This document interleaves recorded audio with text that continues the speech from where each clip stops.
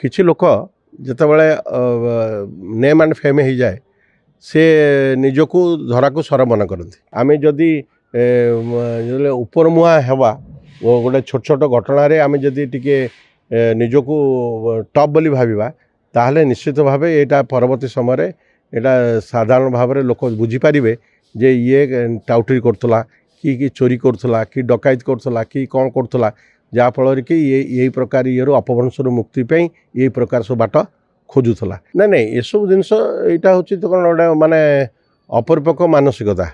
ଆଉ କିଛି ଲୋକ ଯେତେବେଳେ ନେମ୍ ଆଣ୍ଡ ଫେମ୍ ହେଇଯାଏ ସେ ନିଜକୁ ଧରାକୁ ସର ମନେ କରନ୍ତି। ଅନେକ ସମୟରେ ବି ଏଇ ଘଟଣା ଘଟିଛି, ଅନେକ ସମୟରେ ଓଡ଼ିଶାରେ ଏଇ ପ୍ରକାର ପରିସ୍ଥିତି ଘଟିଛି।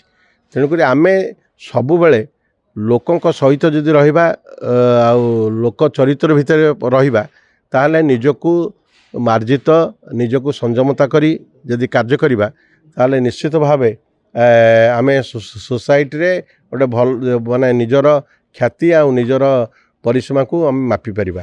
ଆମେ ଯଦି ଉପରମୁହାଁ ହେବା ଗୋଟେ ଛୋଟ ଛୋଟ ଘଟଣାରେ ଆମେ ଯଦି ଟିକେ ନିଜକୁ ଟପ୍ ବୋଲି ଭାବିବା ତାହେଲେ ନିଶ୍ଚିତ ଭାବେ ଏଇଟା ପରବର୍ତ୍ତୀ ସମୟରେ ଏଇଟା ସାଧାରଣ ଭାବରେ ଲୋକ ବୁଝିପାରିବେ ଯେ ଇଏ ଟାଉଟରି କରୁଥିଲା କି ଚୋରି କରୁଥିଲା କି ଡକାୟତ କରୁଥିଲା କି କ'ଣ କରୁଥିଲା, ଯାହାଫଳରେ କି ଏଇ ପ୍ରକାର ଇଏରୁ ଅପଭ୍ରଂଶରୁ ମୁକ୍ତି ପାଇଁ ଏଇ ପ୍ରକାର ସବୁ ବାଟ ଖୋଜୁଥିଲା।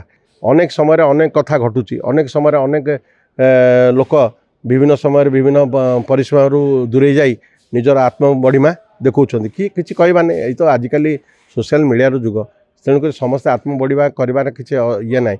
କିନ୍ତୁ ଗୋଟେ ନାରୀ ଜାତି କୁ ସମ୍ମାନ ଦେବା ପାଇଁ ଆମେ ଯେତେ ବଡ଼ ହୁଏ ପଛେ ଆମେ ସବୁବେଳେ ସବୁ ସମୟରେ ତାଙ୍କର ସରଳତାକୁ ଏତେ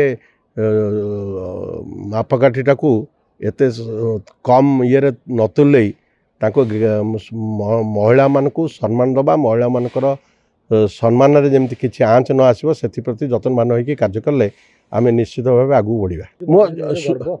ଇଏ ଆତ୍ମଗର୍ବ, ଶୁଣ, ଆତ୍ମଗର୍ବ ଯାହାର ହେଇଛି, ଯେଉଁ ସମୟରେ ଯାହାର ବି ହେଇଛି, ସିଏ ରାଜନେତା ହୁଅନ୍ତୁ, ସିଏ କେବେ ବି ଆତ୍ମଗର୍ବ କେବେ କାହାକୁ ସହିନାହାନ୍ତି। ଭଗବାନ ତ ନିଜ ଆତ୍ମଗର୍ବ କେବେ କାହାକୁ ସହନ୍ତିନି ବୋଲି ତ ସେ ସବୁ ଜିନିଷ ବାଲାନ୍ସ ହେଇକି ଚାଲିଛି। କାହିଁକି ସୋସାଇଟିରେ ସବୁ ଜିନିଷ ବାଲାନ୍ସ ହେବାର କାରଣ ହେଉଛି ଆମେ ଆତ୍ମଗର୍ବଠୁ ନିଜକୁ ଦୂରେଇ ରଖିବା।